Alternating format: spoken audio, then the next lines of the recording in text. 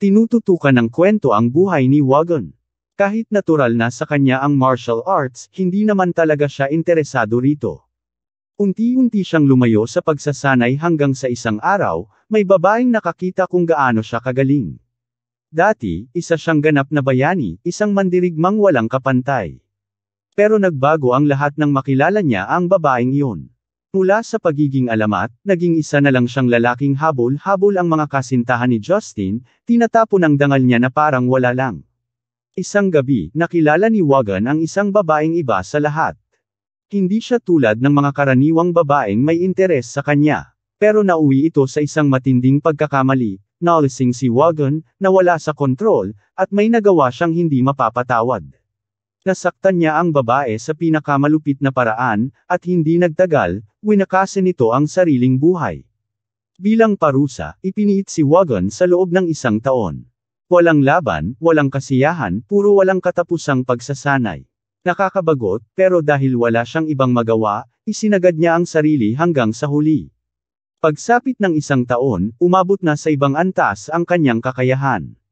Ngayon, nakatitig si Wagon kay Wool, ang lalaking ginugol halos buong buhay niya para lang patumbahin siya. Pero iniisip ni Wagon na ipinadala si Wool ng ama ng babaeng iyon bilang paghihiganti sa kanyang kasalanan. Kaya agad siyang pumasok sa posisyon ng pakikipaglaban. Si Wool naman, walang ideya kung ano ang pinagsasabi ni Wagon. Ang tanging naiintindihan niya ay ang nakakahilakbot na enerhiyang bumabalot sa lalaki. Para itong isang matinding puwersa, tila punong-puno ng matatalim na espadang nakaumang sa kanya. Biglang sumugod si Wagon ng buong bilis, sunod-sunod ang kanyang mababanggas na pag-atake. Ginamit ni Wool ang halos buong lakas niya para lamang salagin ang mga ito. Pero hindi humihinto si Wagon. Wala siyang habas sa pagbagsak ng kanyang mga suntok at sipa, pero maswerte si Wool na mabilis ang reflexes niya upang makaiwas. Sa isang iglap, nakalusot si Wool ng isang sipa, tumama ito sa ulo ni Wagon. Nainis si Wagon. Bumawi siya ng isang mabilis na kontra at pinatumba si Wool, kasabay ng pagtapon sa mga sandata nito. Akala ni Wool, tapos na ang laban. Pero nang bumagsak ang kanyang katawan sa lupa, mabilis siyang gumulong at kinuha ang isang patalim. Pinukol niya ito kay Wagon pero nasanggalang ito ng huli. Muling bumato si Wool ng sunod-sunod na blades, pero lahat ay walang silbi, madaling naitaboy ni Wagon ang bawat isa. Parang wala siyang magawa, pero hindi siya sumusuko. Bigla siyang naglabas ng isa pang atake, isang mabagsik na serye ng sword waves. 72 alon ng espada ang sabay-sabay na humagupit, parang isang dambuhalang tidal wave. Napatulala ang kalaban, hindi makagalaw sa bilis ng mga alon na tila wasak na delubyo. Napagtanto ni Wool na nasa panganib siya. Sumugod si Wagon papunta sa kanya, kaya agad siyang naglaho sa eksena at hinablot ang babaeng kasama ni Wagon bilang panangga. Napuno na si Wagon sa inis. Gamit ang kanyang natatanging teknik, nilamon niya pareho si Wool at ang babae sa isang nakakatakot na ipu-ipo ng espada. Sa isang iglap, sumulpot si Wool sa harapan mismo ni Wagon at nagpakawala ng matinding atake gamit ang kanyang espada. Habang tinatanggap ang atake, naalala ni Wagon ang aral ng kanyang mga guro tungkol sa sining ng pakikipaglaban. Sa anumang sandali, kailangang handa ka sa laban, ang sabi ng kanyang guro noon. Binalingan niya si Yo. Sa tamang panahon, malalaman natin kung tupa ka lang o isang lobo. Kasabay nito, isinagawa ni Wool ang kanyang lihim na teknik, ang natatanging galaw na natutunan niya para sa kanyang misyon. Sa wakas, nagawa niyang pigilan ang mga galaw ni Wagon. Hindi makapaniwala si Wagon. Si Wool, isang estranghero lang sa kanya, ay nagawang salagin ang isang lihim na teknik mula sa Ching-Cheng sect. Nagpakawala siya ng suntok matapos suntok, pero wala ni isa ang tumama. Napanganga siya sa pagkagulat. Hindi niya alam na pinag-aralan ni Wool ang teknik na iyon ng buong puso, na para bang nakasalalay rito ang kanyang buhay. May sarili mang estilo si Wool pero ito ang naging lihim niyang sandata. Sa sobrang kumpiyansa, ginamit niya ang Swift Mind technique upang maiwasan ang bawat atake ni Wagon nang tila naglalaro lang siya. Sa huli, nagtagumpay si Wool. Nagawa niyang ipaghiganti ang kanyang sarili at mapabagsak ang Blood Phantom Group. Ngayon, nagkagulo na ang buong Ching-Cheng sect. Nag-ingay ang mga kampana. Sa loob ng tirahan ni Wagon, hindi mapakali si Jin. Hindi niya lubos maisip kung paano ito nangyari. Sa gitna ng kaguluhan, nagkaroon ng ideya ang pinakamalakas na mandirigma ng sekta. Sinabi niya sa kanilang pinuno, kailangang alisin ang babaeng iyon. Nagulat ang sect leader. Papatawan natin ng parusa ang isa sa sarili nating mga alagad. Ipinaliwanag ng mandirigma na nakasalalay ang reputasyon ni Wagon. Kung malaman ng iba na may babae siyang kasama sa kanyang isolation training, parehong masisira ang kanilang pangalan. Tubos itong ikinabahala ng pinuno ng sekta. Ngunit, ayon sa mandirigma, wala nang saysay ang pag-aalala. Ngayon na wala na si Wagon, nalalagay sa panganib ang kanilang sekta. Kailangang kumilos sila agad. Kinala niya, may isang taong nagbayad sa assassin na ito. Isang taong gustong makita ang pagbagsak ni Wagon at ang kasiraan ng buong sekta. Ipinipilit ng mandirigma na hindi nila maaaring hayaan itong mangyari, anuman ang halaga. Ngunit habang iniisip ng pinuno ng sekta kung ano ang dapat gawin, nagsalita ang iba nilang mga kapatid. Sabi nila, gaano man kahalaga ang reputasyon ng sekta, hindi ito mas mabigat kaysa sa buhay ng isang tao. Ang pinakamalakas nilang mandirigma ay nagsasabing kung ganito ang takbo ng mga bagay, wala silang pag-asang mahigitan ang Shaolin o Wudang. Sa halip, lalo lamang silang mahuhuli, hanggang sa tuluyang maging isang walang kwentang sekta. Habang iniisip ng lahat ang sinabi niya, tumayo si Jin, hawak ang espada ng kanyang anak. Tumapit siya sa disipulo at sinabing, bilang kasapi ng kanilang sekta, dapat niyang maunawaan ito. Nagsimula nang umiyak ang disipulo, pero sinabi ni Jin na dapat ay tinulungan siya nito noon pa. Nagmakaawa siya para sa kanyang buhay, pero para kay Jin, huli na ang lahat. Biglang sumugod ang pinuno ng sekta kay Jin at galit na tinanong kung ano ang kanyang ginawa. Ipinaliwanag ni Jin na wala siyang ibang pagpipilian. Hindi lang basta isang mandirigma si Wu sa Qingcheng sect, siya ang lahat para kay Jin. Hindi niya kayang hayaang masira ang pangalan ni Wu. Handa siyang tanggapin ang anumang parusa para sa ginawa niya. Samantala, isang matandang maestro ang nakatanggap ng balita mula sa Yimi sect. Hindi siya makapaniwala, talagang may assassin na nakapatay kay Wagon. Galit siya dahil hindi nila nahuli ang lahat ng assassin. Sira na ang plano niyang sakupin ang Qingcheng sect, dahil hindi na niya kailangang gamitin ang kanyang reserbang plano. Sinabi ni Jianghua na kailangan nilang hanapin at patayin ang assassin, dahil baka may nalalaman itong mahahalagang lihim. Ipinahayag ng matandang maestro na humingi na ng tulong ang Qingcheng sect. Iniutos niya kay Jianghua na tipunin ang lahat dahil kailangan nilang agad na ihanda ang inescapable net. Pagkatapos, tiningnan niya si Xiao at sinabing malamang ay nakahinga na siya ng maluwag, ngayong hindi na matutuloy ang kasal.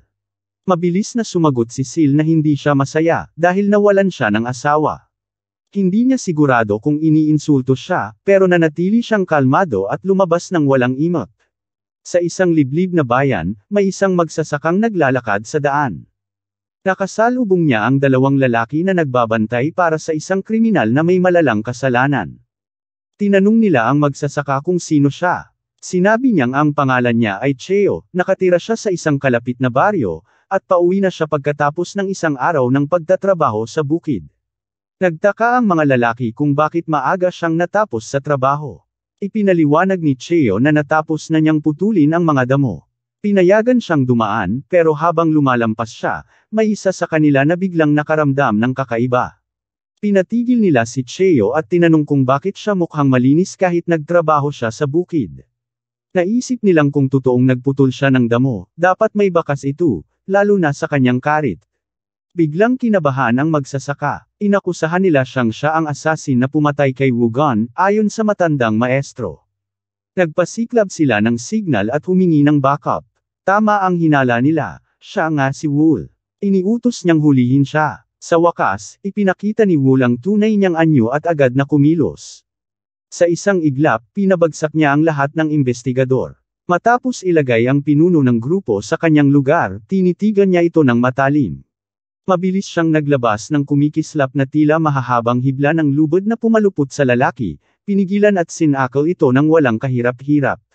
Para siyang gumagamit ng isang nakamamatay na sapot ng gagamba. Tinanong niya ang tungkol sa matandang maestro.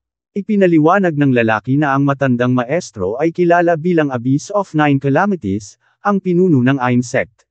Tinanong ni Wool kung siya mismo ang nag-utos sa kanila. Sinabi ng lalaki na inatasan ng matandang maestro ang lahat ng disipulo ng Aimee sect na tulungan ang Ching Cheng sect sa paghuli sa assassin, anuman ang mangyari. Nagtaka si Wool kung kailan pa naging masyadong matulungin ang Aimee sect sa Ching Cheng sect. Nang inag ang lalaki habang iniisip na dapat dumating na ang kanyang backup anumang sandali. Alam niyang kailangan lang niyang bumili ng oras laban kay Wool. Samantala, nag-iisip si Wool. Dapat ay isang taong kilala si Wagon pero hindi kasing husay nito. Isang taong may tiyagang magsagawa ng isang plano sa loob ng 7 taon at may sapat na pera para pondohan ito. Napagtanto ni Wool, ang matandang maestro ang may pekana ng lahat. Dumating na ang backup ng Aimee sect at sabay-sabay na sumugod kay Wool. Nakangiti na ang lalaki, iniisip niyang nailigtas na siya. Nagsimula siyang magyabang, sinasabing tapos na si Wool. Nagbanta pa siya ng isa pang insulto. Pero hindi na niya natapos ang kanyang pangungusap. Dahil sa isang iglap, sinagad ni Wool ang kanyang pasensya, at pinugutan siya ng ulo sa kalagitnaan ng kanyang sinasabi. Pagkatapos, nang hindi man lang nag-aalinlangan, pinalipad niya ang kanyang mga hibla at tinapos ang natitirang mga umaatake na parang wala lang. Sa Aimee sect, dumating ang balita na nagawang lampasan ng assassin ang depensa ng mga mandirigma at nakatakas. Sobrang sakit sa ulo ito para kay Jianghua, dahil ibig sabihin lang nito ay lalo pang lumalakas ang assassin. Hindi ka panipaniwala kung gaano siya kadelikado kahit laban sa mga bihasa nilang mandirigma. Desidido siyang habulin ito gamit ang lahat ng kanilang lakas, pero biglang sumingit si Soul at sinabing hindi iyon magandang ideya. Sinabi niyang wala silang tsansang mahuli ito sa ganitong paraan. Nagtanong si Jianghua kung ano ang ibig niyang sabihin. Ipinaliwanag ni Soul na ang katotohanang hindi pa nila ito nahuhuli ay patunay na mas magaling siya kaysa sa inaakala nila. Kung ipagpapatuloy nila ang ganitong habulan, ang tanging makikita nila ay ang pagtakas niya muli. Tinanong ni Jianghua kung ano ang mas mainam na plano, at iminungkahi ni Soul na subukan nilang hulaan kung saan ito maaaring pumunta. May kutob siyang may patutunguhan ng assassin, lalo na't siguradong pagod na ito. Malaking posibilidad na bumalik ito sa isang lugar na ligtas at pamilyar, malamang kung saan siya sinanay bilang isang assassin. Binanggit niyang natuklasan nila na ang Bloody Phantom Group ay nag-ensayo ng mga assassin malapit sa Batang. Naiinis si Jianghua sa katalinuhan ni Sail, pero aminado siyang may mga supply silang ipinapadala sa lugar na yon. Sinabi niyang pupunta sila sa Batang at susubukang pangunahan ang assassin doon. Mabilis nilang natuntun si Wool at sinimulang habulin siya. Alam nilang sugatan ito, kaya iniisip nilang hindi na ito tatagal pa. Akala ni Wool ay kaya niyang iligos sila sa pamamagitan ng pagtakbo paakyat ng pader, hindi na mamalayang nababasa nila ang bawat galaw niya. Nang lumingon siya, nagtagpo ang kanilang mga mata ni Seal, ang utak sa likod ng lahat ng ito, at doon niya napagtanto na talagang delikado na siya. Patuloy siyang tumatakbo, pilit na tinatakasan ng mga humahabol sa kanya habang sumusuong sa isang masukal na kagubatan. Maya-maya, tila natahimik ang paligid, at naisip niyang baka sumuko na ang mga humahabol sa kanya. Ngunit nang lumingon siya, isang napakalakas na pagsabog ang papalapit sa kanya. Sumunod ang isa pang malakas na pagsabog na nagpalipad ng alikabok sa paligid. Paglapat ng usok, lumabas ang isang Ching Cheng warrior. Alam niyang pabigla at marahas ang kanyang pag-atake, pero nilunod ng galit ang anumang pagdadalawang isip. Alam niyang kailangang mahuli si Wool ng buhay, dahil ang tunay na mahalaga ay malaman kung sino ang nag-utos ng pagpatay. Inutusan niya ang kanyang mga tauhan na suriin kung buhay pa si Wool. Samantala, mula sa itaas, napansin ni Jianghua si Wool at agad na sumugod upang umatake. Napakalakas ng babaeng ito, inihagis niya ang isang kidlat na espada patungo kay Wool, na nagdulot ng isa pang pagsabog. Nag-aabang ang lahat, pinagmamasdan kung ano ang susunod na mangyayari. Napansin ng Ching Cheng warrior na seryoso si Jianghua, wala itong balak magpigil, gusto nitong tuluyang patayin ang target. Ipinag-utos niyang hanapin ang assassin at tiyaking wala itong matatakasan. Habang nag-iimbestiga, natuklasan nila ang isang lagusang patungo sa ilalim ng lupa, iniisip nilang doon nagtago si Wool. Iniutos ng Ching Cheng warrior sa kanyang mga disipulo na bumaba gamit ang lubid, pinaalalahanan silang dapat mahuli ang assassin ng buhay. Mula sa anino, inutusan din ni Jianghua ang kanyang mga disipulo na sundan sila, pero sa pagkakataong ito, tiniyak niyang hindi makakalabas ng buhay ang assassin. Bumaba ang parehong grupo at laking gulat nila nang matuklasan nilang dito pala sinanay ang mga assassin ng Bloody Phantom Group. Doon, may natuklasan ang Ching Cheng Warrior na hindi niya inaasahan, isang perpektong kopya ng Ching Cheng Sect. Napansin ito ni Jiangguo at bigla siyang nakaramdam ng kaba. Napansin din ito ng isa sa mga disipulo ng Ching Cheng Sect at nag-init ang ulo nito. Sinabi niya sa kanyang maestro na hindi nila maaaring baliwalain ito. Napagtanto ng Ching Cheng Warrior na matagal nang pinaplano ang pagpatay kay Wugon. Walang paraan para maitago ang ganitong lugar nang walang tumutulong sa kanila. Ibig sabihin, may isang makapangyarihang tao ang nagprotekta sa kanila mula pa noon. Nanatili lang si Jiangguo sa kanyang kinatatayuan, hindi makapagsalita. Biglang napatawa ang Ching Cheng Warrior, isang nakakabaliw na tawa. Sinabi niya sa kanyang mga disipulo na ang pinakamahalaga ngayon ay mahuli ang assassin. Dapat nilang mahuli ito ng buhay. Tumango ang mga disipulo, alam ang kahalagahan ng utos, at agad na lumakad para sa kanilang misyon. Lumapit si Jiangguo at sinabing tatawagan niya ang sarili niyang grupo para gawin din ang parehong bagay. Pinaalalahanan siya ng Ching Cheng Warrior na kailangang mahuli ito ng buhay. Sinabi niyang bahala na si Jiangguo kung ano ang gagawin niya rito pagkatapos. Pero kailangang dalhin ito ng buhay. Tumango si Jiangguo, bahagyang kinakabahan, pero sumang-ayon sa kanyang kahilingan. Habang papalayo siya, binitiwan ng Ching Cheng Warrior ang isang babala. Kapag namatay ang assassin, talagang magagalit siya. May isang taong minamaliit ang kanilang sekta. At handa siyang hanapin ito, kahit pa isa ito sa 5 dakilang sekta. Nakaramdam ng pangamba si Jiangguo. Alam niyang naghihinala ito sa Yaimei Sect dahil ni hindi man lang sila nagkakatitagan. Pinagpapawisan siya, isang mahanap ang assassin bago pa maunahan ng Ching Cheng Sect, dahil alam niyang kailangan niyang kumilos agad, anuman ang mangyari.